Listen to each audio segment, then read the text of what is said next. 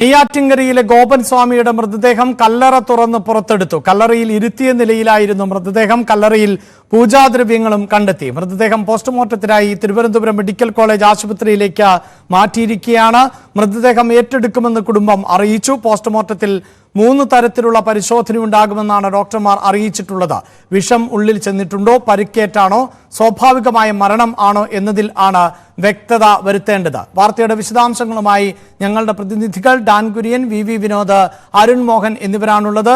ആദ്യം വി വിനോദിലേക്ക് ആണ് എത്തുന്നത്. വിനോദ്, ഇപ്പോൾ മൃതദേഹം തിരുവനന്തപുരം മെഡിക്കൽ കോളേജ് ആശുപത്രിയിൽ ആണ് ഉള്ളത്. പോസ്റ്റ്മോർട്ടം നടപടികൾ എപ്പോൾ ആരംഭിക്കും? എന്താണ് വിവരങ്ങൾ?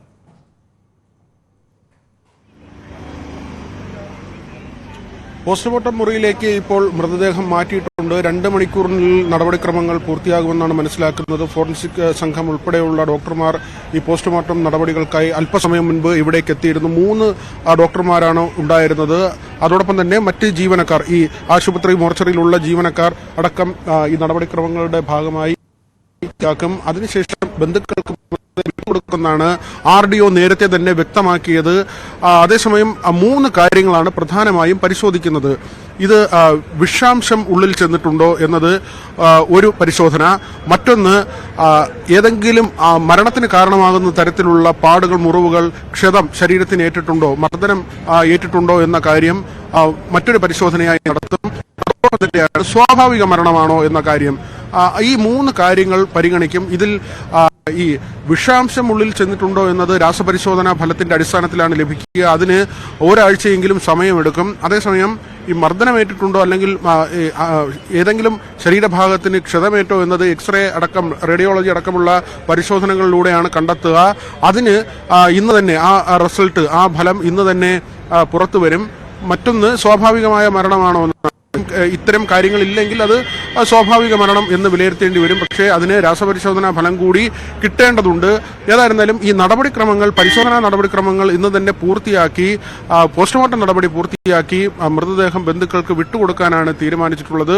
അതിനുശേഷം ബന്ധുക്കൾക്ക് നേരത്തെ ഉള്ളതുപോലെ തന്നെ സമാധി സ്ഥലത്ത് തന്നെ ഇത് അടക്കം ചെയ്യണമെങ്കിൽ ആ നിലയ്ക്ക്, അല്ലെങ്കിൽ മറ്റേതെങ്കിലും പ്രധാനപ്പെട്ട കാര്യം ഇത് കൈക്കൊണ്ട നിലപാട്, ആഭ്യന്തര വകുപ്പ്, പോലീസ് കൈക്കൊണ്ട ഒരു കാര്യം, അത് ഏറ്റവും ശരിയായ ഒരു കാര്യമാണ്. കാരണം ഈ മരണത്തിൽ നിരവധി സംശയങ്ങളും ദുരൂഹതകളും ഉയർന്നു വന്നിരുന്നു. അത് നിവാരണം ചെയ്യുക, അത് മാറ്റുക എന്നത് തീർച്ചയായും ഭരണ സംവിധാനത്തിന്റെ ഉത്തരവാദിത്തമാണ്. നാട്ടുകാരുടെ പരാതിയാണ് ആദ്യം ഉയർന്നു വരുന്നത്.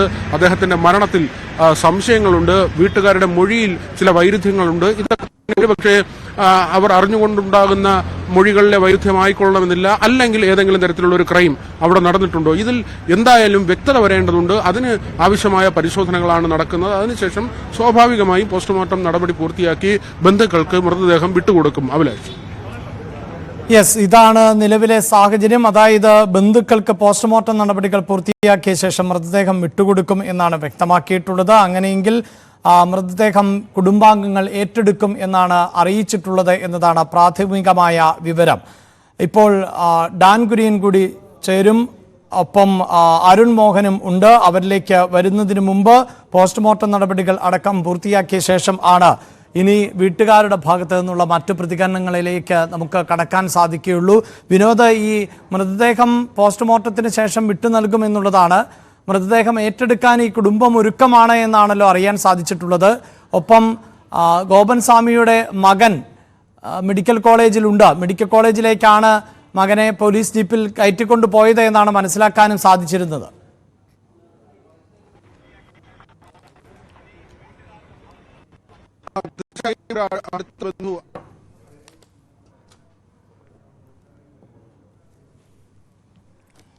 ഗോപൻ സ്വാമിയുടെ മരണത്തിൽ ദുരൂഹതയുണ്ടോ, എങ്ങനെയാണ് മരണം സംഭവിച്ചത്, ഇതിലെല്ലാം വ്യക്തത കൈവരേണ്ടതുണ്ട്. അതിനുവേണ്ടിയുള്ള പരിശോധനകൾ ആണ് നടത്തേണ്ടത്.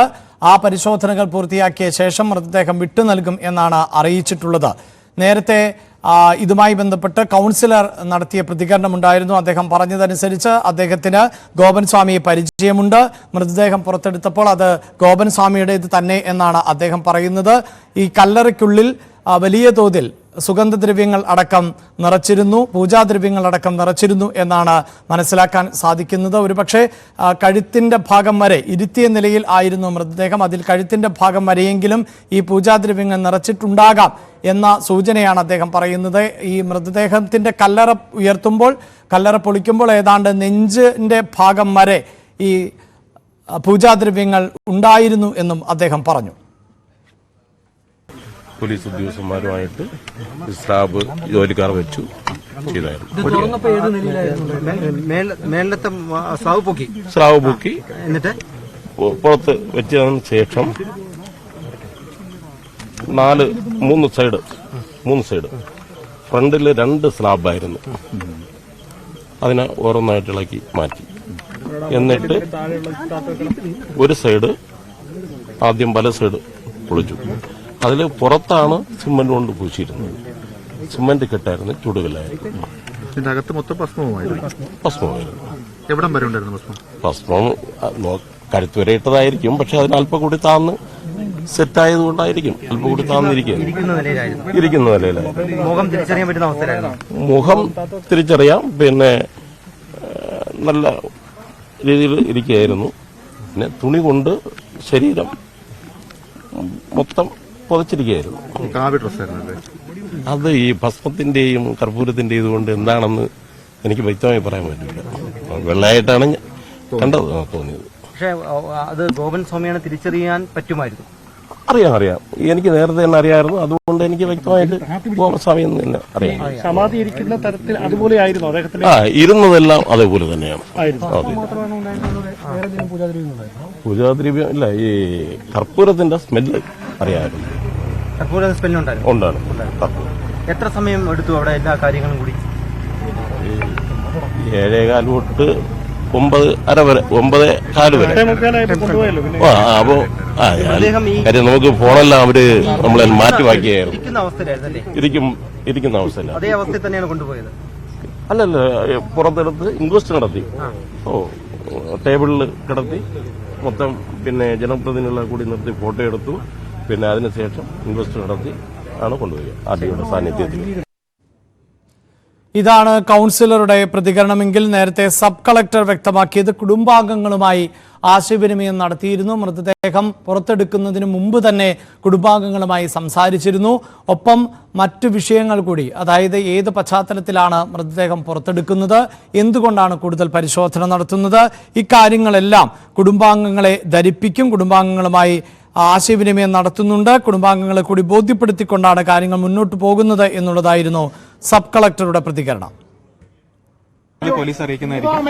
അതിന്റെ അന്വേഷണവും ബാക്കി കാര്യങ്ങളും പോലീസും അതുമായിട്ട് മുന്നോട്ട് പോയിട്ട് ബാക്കി കാര്യങ്ങൾ അറിയിക്കുന്നതായിരിക്കും. അപ്പൊ നമ്മൾ അതിന്റെ ഒരു പൂർത്തിയാക്കിയതിനു ശേഷം നമ്മൾ ബോഡി കുടുംബക്കാർക്ക് വിട്ടുകൊടുക്കുന്നതായിരിക്കും. മക്കൾ പറഞ്ഞതനുസരിച്ച് സമാധിയായ രീതിയിൽ തന്നെയായിരുന്നു മൃതദേഹം? ഇല്ല, അതൊക്കെ നമ്മുടെ അന്വേഷണത്തിന്റെ ഭാഗമാണ്. അതൊക്കെ പോലീസ് വഴി അറിയിക്കും. പോസ്റ്റ്മോർട്ടം നടപടികൾ ഉടൻ തുടങ്ങും. പോസ്റ്റ്മോർട്ടം നടപടികൾ നമ്മൾ ചെയ്യും. അതിനുശേഷം നമ്മൾ ബോഡി വീട്ടുകാർക്ക് വിട്ടുകൊടുക്കും. മൃതദേഹം തീർത്തും ജീർണിച്ച അവസ്ഥയിലായിരുന്നു? ഇല്ല, അതൊക്കെ നമ്മൾ അന്വേഷണത്തിന്റെ ഭാഗമാണ്. അതൊക്കെ പോലീസ് അവരുടെ റിപ്പോർട്ടിന്റെ ഭാഗമാണ്. അതൊക്കെ അവർ അന്വേഷണത്തിന് ശേഷം അറിയിക്കുന്നത്. വീട്ടുകാരുടെ കൂടി സഹകരണത്തോടെയായിരുന്നു സ്ലാബ് പൊളിക്കൽ നടപടി? വീട്ടുകാരോട് നമ്മൾ സംസാരിച്ചിരുന്നു. നമ്മൾ ഇതിനു മുന്നേ സംസാരിച്ചിരുന്നു, അതിനുശേഷം സംസാരിച്ചിരുന്നു. ഞാനും ഡിവൈഎസ്പി ഉണ്ടായിരുന്നു. നമ്മൾ അവരെ കാര്യങ്ങളൊക്കെ പറഞ്ഞ് മനസ്സിലാക്കിയിട്ടുണ്ട്. അപ്പൊ ഇതിനുശേഷം അവരവിടെ വരുവാണെങ്കിൽ നമ്മൾ ബോഡി വിട്ടുകൊടുക്കുമ്പോൾ എങ്ങനെ എല്ലാ കാര്യങ്ങളും പറഞ്ഞ് മനസ്സിലാക്കിയിട്ടുണ്ട്. അപ്പൊ നമ്മൾ ഇന്ന് രാവിലെയും 2 പ്രാവശ്യം അവരോട് സംസാരിച്ചിരുന്നു. അവരൊക്കെ ആയിരുന്നു? നമ്മളോട് സംസാരിച്ചിരുന്നു. അപ്പം അവരെ പരമാവധി പറഞ്ഞ് നമ്മൾ നമ്മുടെ ഭാഗത്തു നിന്നുള്ള കാര്യങ്ങളൊക്കെ പറഞ്ഞ് മനസ്സിലാക്കാൻ ശ്രമിച്ചതിന് ശേഷമാണ് ബാക്കി കാര്യങ്ങളിലേക്ക് കടന്നിരിക്കുന്നത്. ഇല്ല, ബുദ്ധിമുട്ടൊന്നുമില്ല. എല്ലാം നിയമപരമായിട്ടായിരുന്നു. പോലീസ് ഇന്ന് എല്ലാവിധ സജ്ജീകരണങ്ങളോടെ ചെയ്തിട്ടുണ്ടായിരുന്നു. അപ്പൊ നമ്മുടെ ജില്ലാ ഭരണകൂടത്തിന്റെ ഭാഗത്തു നിന്നാണെങ്കിലും എല്ലാം ഇന്ന് നിയമപ്രകാരം തന്നെയാണ് ചെയ്തത്. മറ്റ് ബുദ്ധിമുട്ടുള്ള കാര്യങ്ങളൊന്നും ഉണ്ടായിട്ടില്ല. അടുത്ത കേസ് പരിഗണിക്കുന്നതിന് മുമ്പ് നമുക്കൊരു പ്രാഥമികമായിട്ടുള്ള ഒപ്പീനിയൻ കൊടുക്കാൻ വേണ്ടി സാധിക്കുമെന്നാണ് അല്ലേ? അത് പോലീസ് അറിയിക്കും. അത് അന്വേഷണമായിട്ട് പോലീസ് മുന്നോട്ട് പോയിട്ട് ബാക്കി കാര്യങ്ങൾ പോലീസ് അറിയിക്കുന്നതായിരിക്കും.